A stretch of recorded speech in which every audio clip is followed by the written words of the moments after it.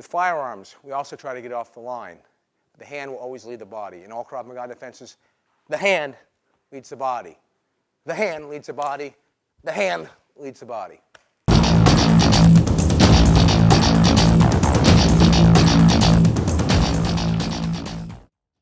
Dave presented a firearm. And again, I would try to stop it pre-deployment. But if he does get it deployed, from here.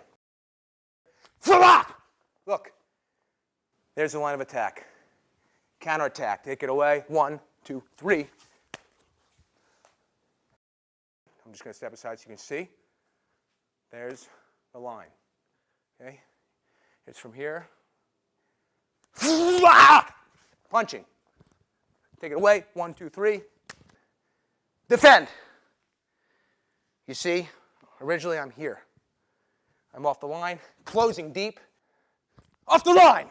So you see again, I'm trying to move off the line at every possibility. We have to avoid exposing the vital anatomy to a line of fire. Modern firearms have got increasing ammunition loads and capacity. A modern handgun could have up to 17 rounds to unleash at you if you don't control it. Often Krav Maga weapon defenses, gun defenses in particular, will put the handgun at a battery. As you can see, I've interfered with the weapon now. My hand is fine. I'm going to let the slide go forward. But you can see that there is a spent shell casing interfering with the recharging. In other words, when I secure the weapon, I'm going to make it malfunction. But you cannot count on that. Always assume the weapon is functional. For that reason, you ought to familiarize yourself with modern handguns and revolvers. My good friend Mike Delahanty is going to take us through how a handgun, a modern handgun, works and the mechanisms. So we'll cover that shortly. But as we progress, here are the firearm defenses. Again, I've got to get off the line of attack. One last thing about these. I am, of course, concerned about my welfare, but I'm also concerned about everybody else's welfare out there, except for the attackers, of course. Although if I take the weapon away and I break the attack, I do not have a right to shoot him. Only if I believe that he's going to come back at me can I use lethal force. Again, you take a handgun away, you have time to think about it, you get angry that this person, this attacker, assailant, pulled a handgun on you, and you decide they're going to pay by your pulling the trigger and shooting them, you are going to pay for it. It's unjustified. There are legal ramifications. As you can see, I've interfered with the mechanism of this weapon. Of course, I've given Mike a combative. I will take the weapon away and out. Now I'm going to keep the gun pointed down range. I would seat the magazine again, turn it from here, rack it, and then I'm ready to go with another round if necessary. Of course, you want to keep the opponent at bay. You do not shoot him unless he presents an imminent threat to your life. Again, you've taken the weapon, it's clear, but if I had to pull the trigger, you'll see now it's back in battery. So again, when you use deadly force, you must use it for the correct reason. Along those lines, the law, particularly in the United States, evaluates a situation based on a reasonable person standard. That means what would the reasonable person do or feel entitled to do under the totality of the circumstances. If you use deadly force, you have to have the conviction the attacker has the intent, the means, and the capability to severely, egregiously hurt you or kill you. Keep that in mind with all the defenses you're about to learn.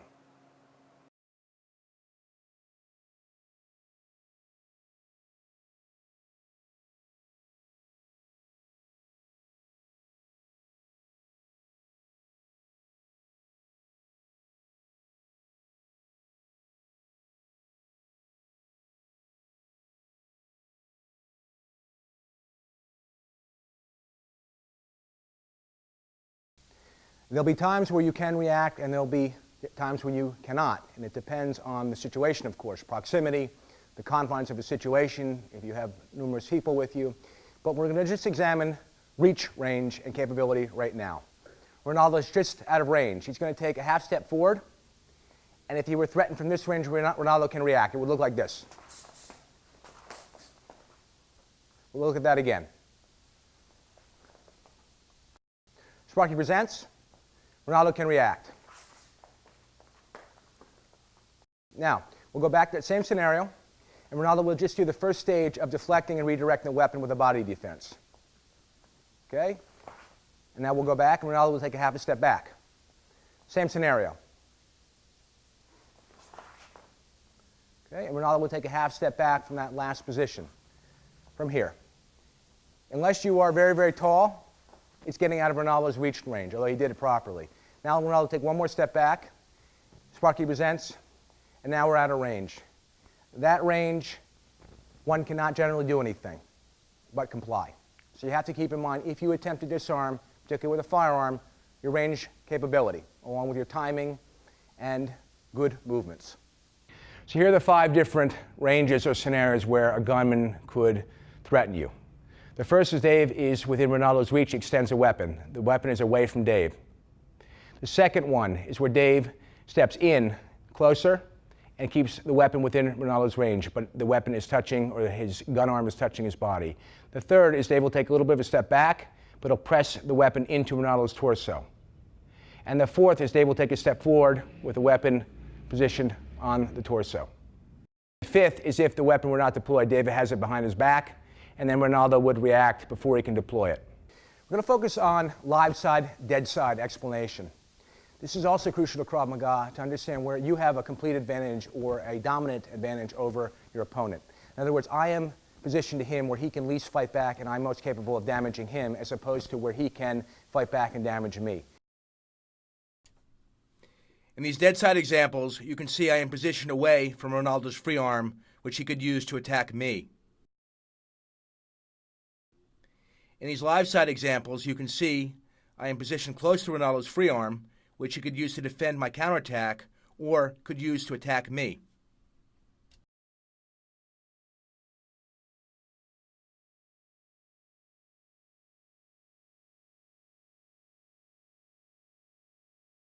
We're going to continue to focus on handgun defenses, and I'm going to make a point about whether your hands are up or not, like this, showing acquiescence.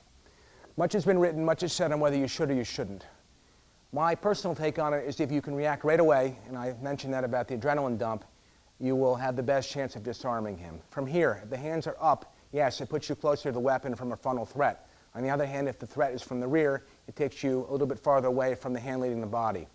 In any event, if you do it with the hands up, as we'll show you momentarily, the hand should be close to the body and not out, silhouetting it. In other words, it is more difficult to pick up a motion when the hands are in as opposed to out and you're making the motion. So again, we'll show you this right now. So this is perhaps the optimum defense if Ronaldo can recognize a threat instantaneously and react without thinking. And again, that's Krav Maga's emphasis, to do it without thinking. And more importantly, your adrenaline dump hasn't happened perhaps until you're delivering the counterattack. In other words, you're not building up, your heart rate is not getting above 175 and going hypervigilant at the 220 range. So here's what it will look like if Don presents right away and Ronaldo recognizes the threat. Give me money.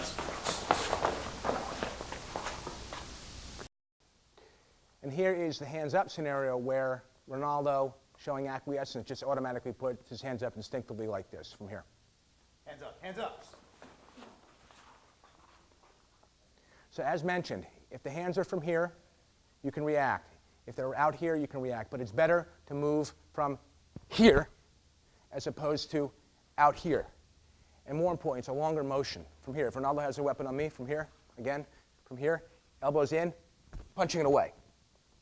Hands are out from here, look how much farther I've got to go. I can still do it, but I'm farther away. We'll do it on this angle from here. Hands over here. From there, I continue the counterattack, pinning it deep. Hands are out. Again, he can recognize his silhouette, and I've got farther to deflect from out here. I can do it when I've got a farther distance. Watch with my back to the camera. Again, hands are here. You see the weapon. Inside. Defense. Off the line. Hands are farther away. Defense. Off the line. You see the hand has a farther distance to travel, and it can also be detected with his peripheral vision. So if the hands come up, again, wait until the best opportunity to attempt to disarm, and that can mean distracted. For example, Ronaldo and I here, and then I just feign acquiescence like that. What do you want? Don't shoot. Don't shoot me. What do you want? Here. And there's the counterattack. Again. Come on, move. From there. when he is distracted, when he's talking. The mind has difficulty processing two things at once. And take it away.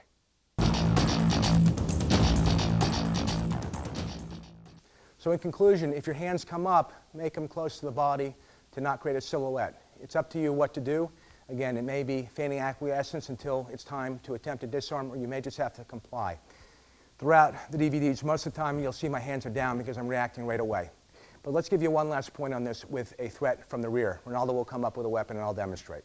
A rear handgun threat, the hands up versus the hands down. You'll notice a distinct advantage if I keep the hands down. Looks like this. From here. Recognize there's a threat here. Counterattack. Punch. And not an elbow, a punch. It's faster, and I can get distance. And the knees. If the hands were up like this, looping, looping, looping, versus close to the body, deflection, and counterattack. So it's very important you understand the disadvantage of having the hands up from behind. Again, one more demonstration. Hands are down from here. From here. Counterattack. Hands are up from here. Counterattack. Obviously it would work, but put yourself at every advantage when defending against any kind of weapon.